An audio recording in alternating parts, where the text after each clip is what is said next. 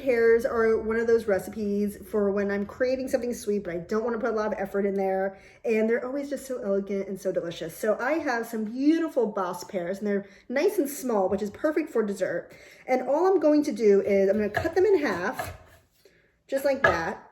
And then I'm going to take a small teaspoon, or if you have a cookie scoop, that works really well. And I'm just going to create a little cavity and take those seeds out. That's all I'm going to do. So I'm going to do that with a few pears. And then all we do is add some delicious sweetness and some aromatics, just like that. When I tell you that this recipe could not be easier, I am not kidding. So all we need are really nice warm fall flavors. So we are going to start with a little brown sugar, and I like to just go liberally with it. I put it in the little cavities of the pear, and if some fall out, that's fine too, because that's just going to be a delicious caramel sauce. So I like to liberally put it all over the pear, in the cavity, and then around the pears as well. I would say, and it wouldn't be fall without a little cinnamon. So I'm just going to do a quick little dusting, not too much. If you have nutmeg, that would be really nice as well. Now I have some butter here that I roughly cubed up, and I'm just gonna break it up into smaller pieces and also put it into the cavity of the pear. Now here's the fun part. We're gonna add a little bourbon, bourbon, whiskey, rye if you have it. But the smokiness that whiskey has is gonna go so well with the wood fire. It's just gonna enhance its flavor. So we're just gonna put just a little bit around the pears. And then to mimic the flavors in whiskey, I like to add a splash of vanilla.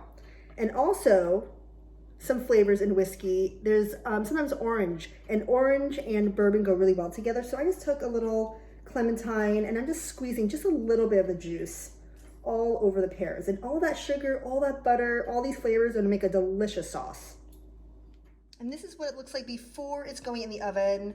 There's butter in the cavity, and I added a little bit of butter off to the side, and all of that bourbon, vanilla, sugar goodness is going to create the most delicious sauce to put over the pears.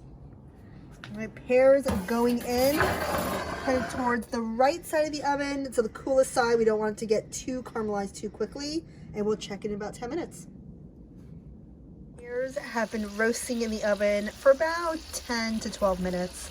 They look perfect. The sauce caramelized. They are perfectly tender but still holding their shape. So we will bring them inside and plate it up. If you can smell these pears, it smells like fall. So we're just gonna be very rustic. And I'm just gonna plate these on a platter. Oh, do you see that? Look at that syrup. It's amazing. It's just, I'm so excited for this. I'm just gonna take some of this syrup and just drizzle it right over the pears. Now, just for an added touch, you don't have to, but I think it'll bring a nice creaminess. I have some mascarpone cheese, and I'm just keeping it really simple. And I'm just gonna dollop a little bit on some of the pears. And for just a little pop of sweetness and color, some beautiful pomegranate seeds. Bourbon roasted pears with pomegranate and a little mascarpone cheese. This is such an easy fall dessert.